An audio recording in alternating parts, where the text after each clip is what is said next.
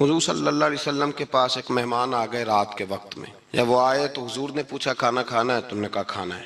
جھوٹ اور بھوک کو جمع کرنا منع ہے. کہا جی کھانا ہے. تو حضور صلی اللہ علیہ وسلم نے فرمایا ازواج مطہرات کے گھروں میں پتہ کرو کچھ ہے. حضرت ام سلمہ کے گھر میں پتہ کیا تو کہا یا رسول اللہ 4 دن سے روٹی نہیں پکی. حضرت زینب سے پوچھا تو کہا حضور کئی دن سے چولہا ہی نہیں جلایا. حضرت عائشہ صدیقہ، حضرت میمونہ، حضرت سودا، تمام گھروں سے بظاہر یہ دو جہاں کے شاہ ہیں پر پاس کچھ رکھتے نہیں. دو جہاں کی نعمتیں ہیں ان کے خالی ہاتھ میں. ہر چیز ہے پر فقر اختیاری ہے. کوئی شے نہ ملی تو نبی پاک صلی اللہ علیہ وسلم نے مسجد میں اعلان کیا، فرمایا کون ہے جو میرے مہمان کو روٹی کھلائے؟ ان لفظوں کا حسن کوئی حسن والا ہی سمجھ سکتا ہے.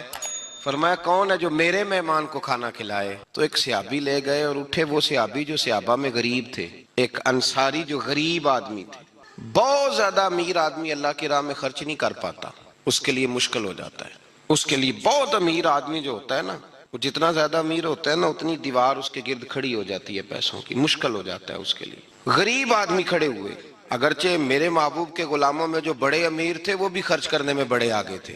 حضرت عثمان غنی رضی اللہ تعالیٰ عنہ، حضرت عبد الرحمن ابن عوف، حضرت ابو بکر صدیق رضی اللہ. لیکن یہ غریب آدمی کا حضور میں لے جاؤں گا، میں لے کے جاؤں گا. اور یہ بخاری مسلم ہے. حضور نے فرمایا لے جاؤ. وہ اب صحابی گھر لے گئے اور بیوی سے مشورہ کیا. بات پہ غور کرنا، ہر چیز کی بھوک دیکھی جا سکتی ہے، بچوں کی نہیں دیکھی جا سکتی. وہ انصاری حضور کے مہمان کو گھر لے گئے، جا کے بیوی سے مشورہ کیا. کہا بھلی مانس گھر میں کچھ ہے؟ تو اس نے کہا تھوڑا سا بچوں کے لیے کھانا رکھا ہے. بچوں کے لیے. بچے تو بزدل کر دیتے ہیں، بچے تو آدمی کو بزدل کر دیتے ہیں، بچے تو مار دیتے ہیں، کلیجہ پھٹ جاتا ہے بچہ بھوکا ہو تو، نیند نہیں آتی. اب صحابی اپنی بیوی سے کیا کہتے ہیں؟ کہتے ہیں بچوں کو بہلا کے سلا دے. اور رسول اللہ کے لیے نہیں، رسول اللہ کے مہمان کے لیے، بھئی نبی پاک کے لیے نہیں، حضور کے. تجھ سے در در سے سگ اور سگ سے ہے مجھ کو نسبت، میری گردن میں بھی ہے دور کا پٹکا تیرا. تجھ سے در در سے سگ سگ سے ہے مجھ کو نسبت. لمبی بات ہے. کہ بچوں کو سلا دو. بی بی نے بچوں کو سلا دیا تو میاں بیوی کا مشورہ ہوا کہ مہمان کے ساتھ بیٹھ کے روٹی کھانا بھی سنت ہے. تو اب مہمان کے ساتھ بیٹھ کے کھانا بھی ہے تو کھانا ہے 1-2 آدمی کا. اب خاوند اپنی بیوی کو تیار کرتا ہے کہ میں بھی کھانے پہ بیٹھ جاؤں گا، تو بھی بیٹھ جانا. اور جب مہمان کھانے میں ہاتھ ڈال لے تو اٹھنا، کہنا او ہو دیا تو صحیح کیا ہی نہیں، ابھی بجھ جائے گا، اور جا کے دیا بجھا دینا. ہم ہاتھ ہلاتے رہیں گے، مہمان روٹی کھاتا رہے گا. اور یار اس درد کو، اس کیف کو سمجھو. گھر میں بچے بھی بھوکے، بچوں کی ماں بھی بھوکی، بچوں کا باپ بھی بھوکا. دسترخوان پہ روٹی لگ گئی، روٹیاں چون ڈالی. بی بی اٹھی کہنے لگی او ہو چراغ تو صحیح کیا ہی نہیں، یہ تو بجھ جائے گا. حوصلے مند بی بی جس نے بچے بھوکے سلا دیے. وہ بھوکے سوئے ہوئے بچوں کی بھوکی اماں اٹھی اور اپنے خاوند کی تابع داری میں اٹھی. میں گڈی تے ہاتھ ڈور سجن دے، وہ جنج رکھے اونج رہنا ہے. اٹھی اور اس نے نہ دیا ٹھیک کرنے کے بہانے بجھا دیا. مہمان روٹی کھاتا رہا اور رسول اللہ کے نوکر قربانی دیتے رہے. وہ روٹی کھا کے سیر ہو کے بستر بچھایا تو سو گیا. یہ میاں بیوی ساری رات بچوں کی طرف دیکھتے رہے اور غور کرتے رہے اور راضی رہے کہ ہم نے حضور کا فریضہ نبھایا ہے. قربان جاؤں محبوب پہ، بے خبر ہو جو غلاموں سے وہ آقا کیا ہے. وہ صحابہ وہ اگر قربانیاں دیتے تھے تو جو اعزاز ملتا تھا وہ بھی بڑا شان والا ہے. صحابی کہتے ہیں میں فجر کی نماز پڑھنے مسجد آیا، پہلا قدم رکھا تو میرے کریم بولے. حضور نے فرمایا رات جو تو نے اور تیری بیوی نے عمل کیا ہے خدا کو بھی بڑا پسند آیا ہے، محمد مصطفیٰ کو بھی بڑا پسند آیا. اور پھر ایک لفظ اور ہے حدیث میں، ایک روایت میں کچھ جملے اور بھی ہیں. حضور نے فرمایا جب تو اور تیری بیوی رات مہمان کے ساتھ ایثار کر رہے تھے نا تو عرش کا مالک تمہیں مسکرا کے دیکھ رہا تھا. رب تمہیں دیکھ کے مسکرا رہا تھا. رب تمہیں دیکھ کے مسکرا. تر دامنی پہ شیخ ہماری نہ جائیے، ہم دامن نچوڑ دیں تو فرشتے وضو کریں. پر میں وہ مسکرا رہا تھا کہ میرے بندے میرے رسول کی رضا کے لیے کیا کر رہے ہیں. اور صاحب دیکھو، نبی پاک کے لیے نہیں، خاندان کے لیے نہیں، خاندان نبوت کے لیے نہیں، حضور کے نہ سمجھیں یار، اس پہلو کو سمجھیں. نبی پاک کے بریلی کے امام بول پڑے، فرمانے لگے تجھ سے در، در سے سگ، سگ سے ہے مجھ کو نسبت. تجھ سے در، در سے سگ کتے کو کہتے ہیں فارسی میں. فرماتے محبوب تیرا دروازہ اور دروازے پہ کتا اور کتے کے پاس میں بیٹھا ہوں. چلو کتے کے پاس تو بیٹھا ہوں نا، میری گردن میں بھی کوئی تو پٹکا آیا ہی ہے نا. تجھ سے در در سے سگ، اور سگ سے ہے مجھ کو نسبت، چلو میری گردن میں بھی ہے دور کا پٹکا تیرا۔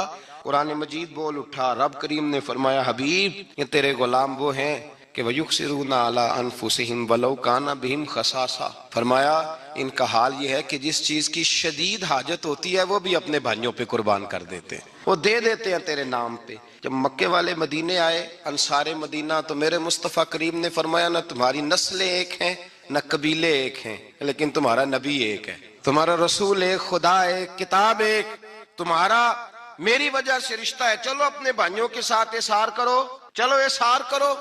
اگر کسی کے 2 مکان تھے تو اس نے ایک اس کو دے دیا جو مکے سے آیا تھا، 2 باغ تھے تو ایک دے دیا، کسی کے پاس ایک تھا تو آدھا بانٹ کے دے دیا، ہر چیز تقسیم کر دی۔ حالات بدل جاتے ہیں، حالات بدل جاتے ہیں۔ تلک الایام نداولها بین الناس، اللہ لوگوں کے درمیان دن بدل دیتا ہے، حالات بدل گئے، بڑا مال غنیمت آیا، بنو نذیر کا علاقہ فتح ہوا تو میرے رسول پاک صلی اللہ تعالی علیہ وسلم نے انصار مدینہ کو اکٹھا کیا، فرمایا بھئی مال اب بڑا آ گیا ہے۔ 2 باتیں، یہاں تو اس طرح کرتے ہیں کہ میں ان کو کہتا ہوں جو مکے سے آئے تھے کہ جتنی تمہاری جائیدادیں باغ انہوں نے لیے ہیں واپس کر دیتے ہیں تمہیں، اور جو مال آیا ہے وہ بھی تم میں سے آدھا آدھا دونوں کے درمیان بانٹ دیتے ہیں، یا جیسے تمہارا دل چاہے، تمہارے مال بھی واپس کرتے ہیں اور جو وہاں سے مال آیا وہ تمہارے بیچ بانٹ دیتے ہیں، یا اگر تم کہو تو یہ مال ان کو دے دیتے ہیں مہاجرین کو اور تمہیں تمہارے مال واپس مل جاتے ہیں۔ حضور نے پوچھا انصار مدینہ سے، حضرت سعد بن معاذ، سعد بن عبادہ تڑپ کے کھڑے ہوئے، عرض کی محبوبہ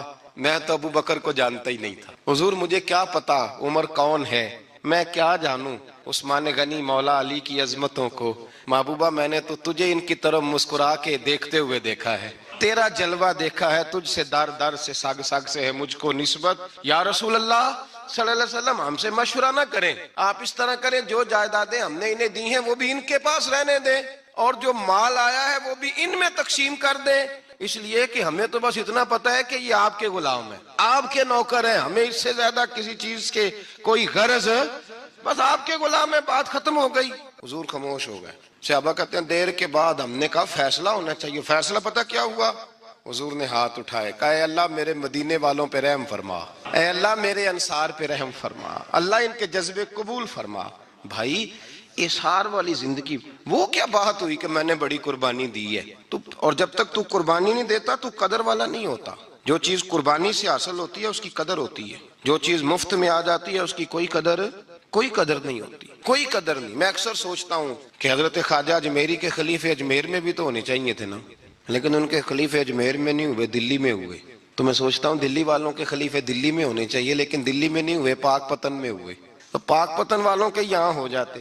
وہ اس لیے کہ قربانی جو دیتا ہے نا، جو دور سے چل کے آتا ہے وہ قربانی کرتا ہے، قربانی دیتا ہے، اس کو قدر زیادہ ہوتی ہے۔ ہم نے کسی شے کے لیے کبھی قربانی نہیں دی، نہ دین کے لیے، نہ قرآن کے لیے، نہ مسجد کے لیے، نہ شیخ کے لیے، نہ طریقت کے لیے، قربانی تو ہے ہی نہیں۔ تو جو شے مفت ملتی ہے اس کا نہ مزہ آتا ہے نہ قدر ہوتی ہے۔ جو چیز قربانی کر کے لیتے ہو نا، قربانی کر کے، اس کی قدر ہوتی ہے۔ کسی لیے کہا تھا کسی درویش نے، اس نے کہا تھا قدر نبیدہ ایک کی جانن دنیا دار کمینے، قدر نبیدہ جانن واگے سو گئے وچ مدینے۔ ان سے پوچھو نا، ان سے پوچھو ان حضرات کو کتنی قدر تھی۔ قربانی اپنی زندگی میں دینا سیکھیں۔ ایک ہوتی ہے بندے کی ذاتی خواہش، اس کو کچلنا بڑا مشکل ہوتا ہے۔ قربانی بڑی ضروری چیز کا نام ہے، اور جو قربانی دینا سیکھ جاتا ہے وہ بچ جاتا ہے۔ کتیا 6 بچے جنم دیتی ہے لیکن قربانی نہیں نہ دیتی بچوں کی، تو ریوڑ نہیں بنتے، اجڑ نہیں بنتے۔ بکری 2 بچے پیدا کرتی ہے اور سال کے بعد ہزاروں بچوں، لاکھوں بچوں کی قربانی دیتی ہے، پر پھر بھی جدھر جاؤ بکرے ہی بکرے نظر آتے ہیں۔ جو قربانی دینا سیکھ جاتا ہے نا، یزید نے کوئی قربانی نہیں دی، اس لیے کوئی شخص بھی کھڑا ہو کے نہیں کہتا، حالانکہ 14-15 بیٹے تھے یزید کے، کوئی بھی کھڑا ہو کے نہیں کہتا میں اس کی نسل میں سے ہوں۔ امام حسین نے ساری قربانی دے دی، ایک زین العابدین بچے تھے، پوری دنیا میں اللہ نے سید عطا فرمائے ہوئے۔ جو قربانی دینا سیکھ جاتا ہے وہ بچ جاتا ہے۔ ہم نا قربانی کیا، ہمارے پاس تو اضافی شے ہے وہی دینے کو تیار نہیں۔ جب آپ تیار ہی نہیں تو سودا ہی نہیں کر، آپ نکلے ہی نہیں میدان میں، تو حاصل کیسے ہوگا؟ حصول تو تب ہوگا نا جب آپ کوئی انویسٹمنٹ کریں گے، تو آپ انویسٹ ہی نہیں کر رہے تو بھائی آپ نے پودا ہی نہیں لگایا تو پھل کیسے ملے؟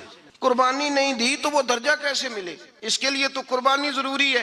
اب تمام صحابہ کی زندگی پڑھ لیں، حضرت ابو بکر سے لے کر حضرت بلال تک، یہ سارے قربانی والے ہیں۔ آپ تمام اولیاء کی صفت پڑھ لیں، اگر غوث اعظم، جیلانی، داتا علی اجویری، خواجہ معین الدین، یہ سب قربانی والے لوگ ہیں، قربانی دیتے رہے تو بچے ہوئے ہیں۔ ان کے جو ساتھ تھے وہ بھی قربانیوں والے تھے۔ قربانی حصہ ہے طریقت کا، قربانی ضروری ہے، اور ہمارے صوفیاء تو کہتے ہیں جس شخص نے تصوف میں آ کے قربانی نہیں دی، بزرگوں کے پاس ایک شخص آیا، غالباً خواجہ نظام الدین محبوب الہی کی بات ہے، میرے ذہن میں نام پورا نہیں سما رہا، تو ایک مرید نے آ کے کہا حضور زکوٰۃ کتنی دینی ہے؟ فرمایا 2.5%۔ تھوڑی دیر کے بعد حضرت نصیر الدین چراغ دہلوی آ گئے، کہا حضور اللہ کے راستے میں کتنے دینے ہیں؟ فرمایا 50%۔ ایک ساتھی قریب بیٹھا تھا، اس نے کہا پہلے کے لیے 2.5% کا فتویٰ تھا، اس کو کہہ دیا دے دے۔ چند منٹ گزرے تو حضرت امیر خسرو بھی آ گئے، کہا حضور زکوٰۃ کتنی دینی ہے؟ فرمایا جو ہے سارا ہی لے آ، تیری 100% ہے۔ تو وہ ساتھی جو قریب بیٹھے تھے اس نے کہا بابا فتوے علیحدہ ہیں۔ فرمایا فتویٰ ایک ہی ہے، بندے علیحدہ ہے، فتویٰ ایک ہی ہے، مجھے پتا ہے کون کتنے دے سکتا ہے، وہ جس کو میں نے 2.5% کہا ہے وہ بھی جا کے حساب کتاب کرے گا، اس نے 2.5 بھی پورا نہیں دینا۔ فرمایا جس امیر خسرو کو میں نے کہا نا سارا لے آ، اس کا دل کرے گا میں اپنا مکان بھی توڑ کے لے آؤں۔ میں نے فتویٰ ایک ہے، بندہ دیکھ کے بات کی ہے، قربانی نہیں ہے، اظہار ہی نہیں ہے، جذبہ ہی نہیں ہے، ہمارا مزاج ہی نہیں ہے۔ لیکن نا یہ اب ایک تو شریعت کی قربانی ہے نا، یہ تو اس پہ بھی لوگ بڑا سوچیں گے، اس پہ بھی لوگ بڑا سوچیں گے، فتوے پوچھتے پھریں گے کہ جی میرے اوپر تو ابھی میں نے تو 15,500 قرضہ دینا ہے، دوں کہ نہ دوں، کون سی دوں؟ فتوے پوچھیں گے، دینے کی دفعہ فتوے پوچھیں گے، اور لینے کی دفعہ چھٹی، جو آتا ہے آنے دو۔ کبھی لینے کی دفعہ بھی فتویٰ پوچھنا صاحب کہ یہ مجھے اتنا مال آ رہا لے لوں کہ نہ لوں، وہ لے لیا، قابو کر لیا، جب دینے کی باری آئی تو فتویٰ احصار کریں، اور احصار صفت ہے مسلمان کی، یہ احصار کرنے لگتا ہے تو بچنے لگ جاتا ہے، اس کا فائدہ ہونے لگ جاتا ہے، قربانی دینے لگ جاتا ہے تو بچ جاتا ہے۔ کسی نے کہا تھا سن اے مسلمان، یہ نقطہ فیض قرآنی میں ہے، عظمت و اسلام اور مسلم صرف قربانی میں ہے۔ اگر تو جینا چاہتا ہے تو قربان ہو، اپنے مزاج میں قربانی۔ اور ایک عیسائی اسکالر تھا امریکہ کا، صرف ایک حدیث پڑھ کے مسلمان ہو گیا، کلمہ ہی پڑھ گیا۔ حدیث کیا ہے؟ جنگ یرموک ہے، تو 7 صحابہ زخمی ہیں، چور چور زخموں سے لیٹے ہوئے ہیں، گرمی بڑی شدید ہے، العطش العطش، پیاس پیاس پیاس، پکارے ایک صحابی، ایک آدمی دوڑا دوڑا آیا، پانی کا برتن ہاتھ میں ہے، اس کے منہ کے قریب پانی کیا تو قریب ایک اور زخمی نے کہا میں بھی پیاسا ہوں۔ زخموں سے چور چور شخص نے، میدان میں پڑے ہوئے آدمی نے کہا یار پہلے اسے پلا دو، وہ زیادہ پیاسا ہے۔ وہ کہتا ہے میں جب اس کے پاس گیا، اس کو پانی دینے لگا تو ایک آدمی قریب سے اور بولا یار میرے تو زبان پہ زخم ہے، دوڑ کے آؤ، بڑی پیاس ہے۔ کہتا ہے میں نے پانی کا کٹورا اس کے قریب جو کیا تو چوتھا بول پڑا، اس نے کہا ادھر لے جاؤ یار میرا گزارا ہو جائے گا، کام چل جائے گا۔ وہ کہتا ہے 5واں بول پڑا تو چوتھے نے انکار کر دیا، میں نہیں پیوں گا، پہلے اس کے پاس لے جاؤ۔ کہتا ہے حد ہو گئی، 7ویں تک میں آیا، اور جب میں 7ویں تک آیا تو پہلے نے پھر چیخ ماری، تو فرماتے ہیں وہ 7واں کہنے لگا نہیں ادھر لے جا یار، اس کو پیاس زیادہ لگی ہوئی ہے۔ کہتے ہیں جب میں اس تک گیا تو وہ جام شہادت نوش کر چکا تھا۔ پلٹ کے دوسرے کے پاس آیا تو وہ بھی فوت ہو گیا، تیسرے کے پاس آیا تو وہ بھی رب کریم کی بارگاہ ناز میں حاضر ہو گیا، 7 شہید ہو گئے۔ پانی کا کٹورا میرے ہاتھ میں رہا، میں کبھی آسمان دیکھتا، کبھی زمین دیکھتا، کبھی پانی دیکھتا، کبھی میں ان 7 شہیدوں کے چہرے دیکھتا، پھر دل میں خیال آیا یہ تو گردنیں کاٹنے والے تھے، یہ تو ایک دوسرے کو قتل کرنے والے تھے، یہ تو خون پینے والے تھے۔ آج یہ سارے اس لیے کر رہے ہیں کہ سارے محمد عربی کے غلام بن گئے، رسول اللہ صلی اللہ علیہ وسلم کے نوکر بن گئے۔ وہ کہتا میں نے حدیث پڑھی تو میں مسلمان ہو گیا۔ میں نے کہا یہ جذبے دنیا دار بندہ پیدا نہیں کر سکتا، یہ جس نے جذبہ پیدا کیا ہے وہ اللہ کا سچا رسول ہے۔ میرے بھائی اظہار کا مزاج پیدا کریں، قربانی تو نہیں رہی معاشرے میں، اظہار ہی تو نہیں ہے، ہم روایتیں پڑھتے ہیں سنتے ہیں، لیکن آپ یقین کریں پنکھے کے نیچے مسجد میں کوئی دوسرے کو جگہ دینے کو تیار نہیں۔ پنکھا ہے نا چل رہا ہے تو کوشش ہے کہ مجھے عین اس جگہ ملے جہاں پنکھا چل رہا ہے، اتنا بھی اظہار کرنے کو لوگ تیار نہیں، اتنا بھی، اور درجے بڑے بڑے لینے چاہتے ہیں، بڑے بڑے درجے۔ وہ ہمارے پاس لوگ آتے ہیں 2-4 لفظ لکھے ہوتے ہیں نا نام کے ساتھ، کوئی علامہ لکھ دیتا ہے، کوئی پیر صاحب لکھ دیتا ہے، تو لوگ بڑی باتیں پوچھ لیتے ہیں، کئی دفعہ آ کے پوچھتے ہیں میرا زیارت کرنے کو دل کرتا ہے۔ میں کہتا ہوں یار تو نے آخری سیڑھی پہ پیر رکھ دیا ہے، بالکل آخری پہ، دل تو تیرا جس چیز کو کرے گا تو وہ کرنے لگ جائے گا۔ پہلے شروع تو حضرت جنید بغدادی رحمت اللہ تعالی علیہ، وہ دریا کنارے کھڑے تھے تو آپ دریا کے اندر پیر رکھا آگے جانے کے لیے، یہ اعلیٰ حضرت نے لکھا ہے واقعہ۔ ملفوظات شریف میں۔ دریا پار کرنے کے لیے پیر رکھا تو ایک شخص کہنے لگا حضور مجھے بھی ساتھ لے لیں۔ آپ نے فرمایا میں دریا پار کروں گا تو اس طرح کرنا، میرا اس پہ فتویٰ بھی لگ جاتا ہے پر کیا کرے، اب مسئلہ تو صحیح ہے نا۔ پیر میرا پیچھے سے کرتا پکڑ لے اور یا جنید کہہ، وہ کہتا ہے پیر رکھا نا حضرت نے پانی میں تو میں بھی پیچھے۔ تو حضرت جنید بغدادی کیا کہتے ہیں، یا رحمان یا اللہ، یا رحمان یا اللہ، وہ خود یہ پڑھ رہے ہیں اور مجھے لگایا یا جنید یا جنید۔ کہتے ہیں دریا میں وہ بھی چلنے لگے تو میں بھی، یوں لگا جیسے پکے فرش پہ چل رہے ہیں۔ کہتے ہیں تھوڑا سا گزرا تو میں نے کہا بابا خود یا رحمان یا اللہ کہہ رہا ہے اور مجھے یا جنید پہ لگایا ہوا ہے، تو چلو میں بھی یا رحمان یا اللہ پڑھتا ہوں۔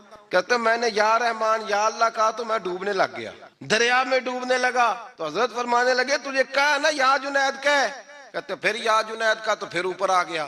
تھوڑا اور جا کے اب شیطان باز تو آتا نہیں، الذی یوسوس فی صدور الناس، یہ جاتا تو دل تک ہے نا، باز تو آتا نہیں، دن میں 36 دفعہ تو مشورہ دیتا ہے کہ سیدھی سیدھی نماز پڑھو، یہ کس چکر میں لگ گئے، روز تو تقریر کرتا ہے۔ کہتا پھر دل میں وسوسہ آیا تو پھر میں نے جا کے کہا کہ یہ مجھے خود یا رحمان یا اللہ اور میں یا جنید، پھر میں نے کہا یا رحمان یا اللہ تو پھر ڈوبنے لگا۔ کہتے ہیں بابے نے پکڑ کے نکالا، کہا چپ کر کے یا جنید کہہ اگر پار جانا ہے تو، یا جنید کہہ۔ کہتے کنارہ آ گیا تو میرے دل میں خود ہی تھی، وسوسہ تھا کہ بابا تو یا رحمان یا اللہ کہے تو ترے، میں کہوں تو ڈوبے، میرے دل میں وسوسہ تھا۔ اللہ والے ادھار تو رکھتے ہی نہیں نا، جو بات دل میں آتی ہے وہ بیان پہلے کر دیتے ہیں، ادھار تو ہے ہی نہیں ان کے ہاں۔ وہ تو کہتے ہیں تجھے بولنے کی گنجائش ہی نہیں دیں گے، تیرے سوال دل میں ہوگا جواب ہماری زبان پہ ہوگا، یہ تو چکر ہی نہیں نا، بالکل کوئی کھاتا ہی نہیں۔ رب کریم کا بندہ تو بات ہی وہ کرتا ہے جو کو دل میں لے کے آتا ہے۔ فرماتے ہیں جیسے ہی میرے دل میں یہ وسوسہ تھا، حضرت جنید بغدادی رحمۃ اللہ تعالیٰ علیہ باہر نکل گئے تو پلٹ کے میری طرف دیکھا اور مسکرا کے فرمانے لگے بیٹا جنید تک تو پہنچ لے، اللہ تو ابھی بڑی دور ہے، ابھی جنید تک تو پہنچ جا، ابھی تو جنید تک نہیں پہنچا، ابھی تو میرے تک تو پہنچ جا، اللہ تو ابھی بڑی دور ہے، تو ڈائریکٹ ہی وہاں تک جانے لگا ہے، شروع تو ہو ابھی۔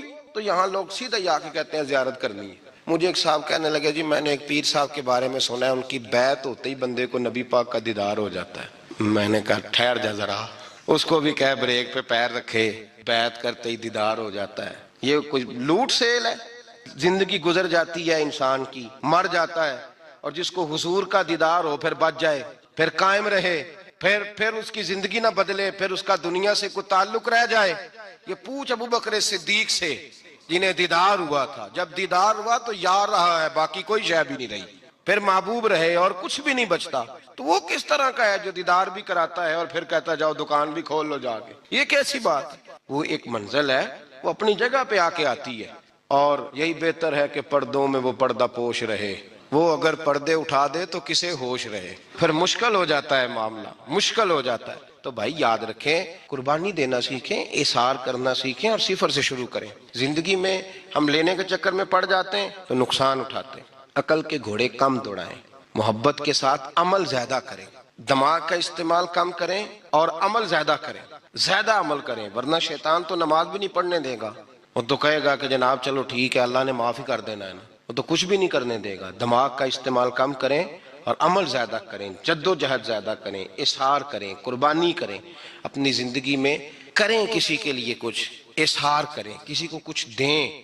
یہ جو ہم اولاد کے لیے قربانی دیتے ہیں نا، تو یہ قربانی نہیں ہوتی، یہ لالچ ہوتا ہے، یہ سودا ہے، پتہ ہے آپ کو، یہ سودا ہے۔ ہم بچپن میں ان کی خدمت کریں گے، یہ بڑھاپے میں ہماری خدمت کریں گے، تو یہ تو تجارت ہے، یہ کوئی اصول نہیں۔ میرے بچے بڑے ہو گئے تو مجھے خیر صلی اللہ، یہ تجارت ہے بھائی، یہ تجارت ہے، یہ قربانی نہیں، تو تجارت ہے۔ یہ آپ جو کر رہے ہیں یہ تو کمیٹی ڈال رہے ہیں آپ، اور چونکہ نیت یہ ہوتی ہے خدمت کی، تو پھر نصیب والوں کو خدمت ملتی ہے، قسمت والوں کو ملتی ہے، ورنہ بچے کہتے ہیں ابا جی ٹھیک ہے آپ نے ہماری خدمت کی تو سارے کرتے ہیں، آپ نے کوئی نوکی تھوڑی کی ہے، چھٹی آپ وہاں بیٹھیں، چائے ملے گی وقت پہ پہنچے گی، لیکن آپ مداخلت نہ کریں کسی چیز کے اندر، تجارت نہ کریں، اظہار کریں، قربانی کریں۔ ہمارے صوفیاء یہ کہتے ہیں اولاد سے بھی توقع نہ کرو خدمت کی، نہ توقع کرو، بس یہ کہو کہ میرا رب مجھے بڑھاپے، دیکھیں نا نبی پاک صلی اللہ علیہ وسلم نے دعا مانگی، اے اللہ ارذل العمر ہونے سے بچا، عمر کے اس حصے سے بچا جس میں دوسروں پر انسان بوجھ بن جاتا، دعا مانگ۔ تو یہ لالچ بھی نہ کبھی زندگی میں رکھیں کہ میری فلاں آدمی خدمت کرے گا، یہ لالچ بھی برا ہے، اس پر بھی توجہ نہ کریں۔ اپنی دنیا آپ پیدا کر اگر زندوں میں ہے، سر آدم ہے، ضمیر کن فکاں ہے زندگی، یاد رکھیں۔ ہوش آنے سے لے کر ہوش آنے سے لے کر اپنا یہ ذہن بنا لیں کہ میں آج سے اپنے آپ کو خود چلاؤں گا، میں سایہ دوں گا، بھکاری مان کے کبھی کسی سے سہارا مانگوں گا نہیں، سہارا دیں، کسی کے لیے قربانی دیں، اظہار کریں، جد و جہد کریں، جو چیز آپ کے بس میں ہے وہ تو ہے، جو بس میں نہیں اس میں بھی کوشش کرنے کی آپ کوشش کریں، تگ و دو کریں، قربانی سے انسان سنور جاتا ہے، بن جاتا ہے۔ پیسوں کا بندہ بن گیا ہے، مل جائے تو خوش ہوتا ہے، نہ ملے تو تکلیف میں آ جاتا ہے، یہ غافل بندے کی علامت۔ مومن تو وہ ہوتا ہے کہ دولت رزق حلال ضرور کماتا ہے تاکہ کسی کے آگے ہاتھ نہ پھیلانا پڑے۔